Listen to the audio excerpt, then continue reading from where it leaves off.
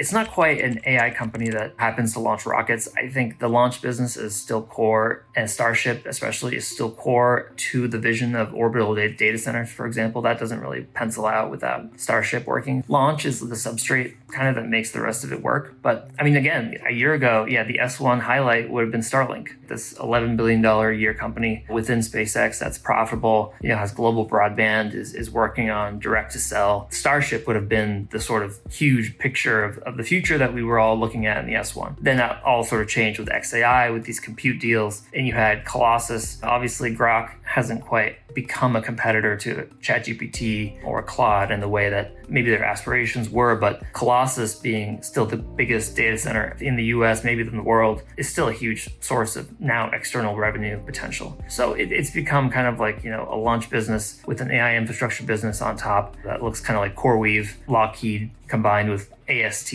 for satellites. An interesting business and maybe more complex than the average company going public. But it's definitely something that fits in the sort of Elon sphere of taking different types of businesses and tying them together, where you have launch, gives you this advantage on how much it costs to get into orbit. You have a profitable connectivity platform in Starlink. You have terrestrial data centers. You have this upside case of orbital data centers. One of the advantages of putting all these together is that you now have terrestrial compute, which can sort of support the near-term AI case, and then you have orbital compute as the upside contingent on launch, giving a little bit more stable foundation to what is at times a science fiction adjacent kind of story about the future, and obviously still monetized by Starlink. It all ties together, classic Elon empire fashion, and it's a lot of those potential connections that really drive the sort of bull case and the excitement around the stock.